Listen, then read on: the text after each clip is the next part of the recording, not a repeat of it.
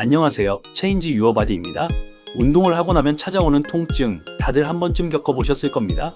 그런데 이 통증, 그냥 운동해서 그런 거라고 넘기기엔 몸이 보내는 중요한 신호일 수도 있습니다. 오늘 영상에서는 우리가 운동 중 혹은 운동 후에 겪게 되는 두 가지 통증의 정확한 원인과 그에 따른 올바른 대처법에 대해 말씀드리겠습니다.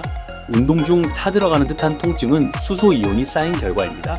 운동을 하다 보면 특히 웨이트 트레이닝처럼 강도 높은 무산소 운동을 할 때 근육이 타들어가는 듯한 느낌 한 번쯤은 느껴보셨을 겁니다. 이 통증은 보통 근육이 에너지를 만들어내는 과정에서 생기는데요. 그 과정에서 쌓이는 수소 이온이 근육 내 산도를 높이면서 그 강한 자극이 바로 타들어가는 통증으로 나타납니다. 이때 중요한 건 이 통증을 무조건 참으면서 계속 밀어붙이는 것이 능사가 아니라는 것입니다. 그 통증은 이제 세포가 지쳤으니 잠시 쉬어야 할 타이밍이라는 몸의 경고 신호로 받아들이는 것이 훨씬 현명한 대응입니다.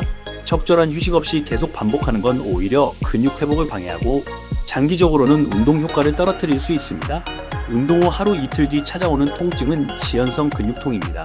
그렇다면 운동 중이 아닌 운동 후 하루나 이틀 뒤에 찾아오는 통증은 어떨까요?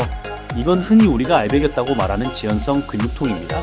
지연성 근육통은 우리가 평소 하지 않던 동작을 하거나 새로운 자극을 주는 운동을 했을 때 생기기 쉬운데요.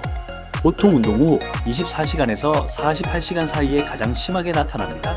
이 통증은 근육이 다쳤다는 신호라기보다는 근육 내 미세한 손상과 염증 반응에 따른 자연스러운 현상이며 특히 훈련 초보자나 루틴을 바꿨을 때 자주 나타납니다. 여기서 중요한 건 지연성 근육통이 있다고 해서 절대 무리한 운동으로 자극을 더 줘선 안 된다는 것입니다. 지연성 근육통이 있을 땐 가벼운 유산소 운동이나 활동성 회복이 가장 좋습니다. 통증이 찾아왔을 때는 그래도 이 통증을 참고 근육을 더 자극하면 빨리 적응하지 않을까? 라고 생각할 수 있지만 실제로는 그 반대입니다. 이럴 땐 가볍게 움직여주는 활동성 회복이 훨씬 더 효과적입니다.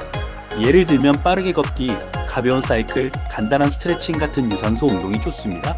이런 움직임은 근육에 무리가 가지 않으면서도 혈액순환을 촉진시켜 회복을 빠르게 만들어주고 불필요한 통증을 완화시키는 데 도움을 줍니다. 폼롤러와 자가근막 이완은 지연성 근육통 회복에 매우 효과적인 대응 도구입니다.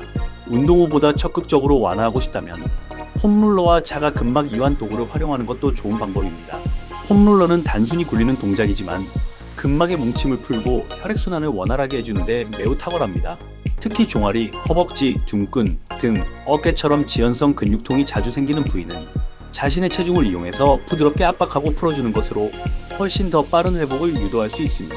단 너무 강하게 빠르게 굴리기보다는 근육을 느끼며 천천히 눌러주는 방식이 더 효과적이라는 점도 기억해주세요. 결론적으로 통증은 무조건 나쁜 것이 아니라 운동의 방향과 타이밍을 알려주는 신호입니다. 운동 중에 느끼는 타는 듯한 통증과 운동 후 하루에서 이틀 후 찾아오는 지연성 근육통은 서로 원인도 대처 방법도 완전히 다릅니다. 이 통증들을 무조건 피하거나 참는 것이 아니라 이해하고 잘 다루는 것, 그게 바로 건강하게 운동을 오래 이어갈 수 있는 핵심입니다. 통증은 여러분의 몸이 보내는 메시지입니다. 그 신호를 정확히 읽고 지혜롭게 대응한다면 근육의 회복 속도는 빨라지고 운동 효과는 분명히 더 올라갑니다. 우리 모두 지치지 않고 꾸준히 운동하며 몸의 언어를 제대로 알아가는 진짜 운동인으로 거듭나길 바랍니다. 감사합니다.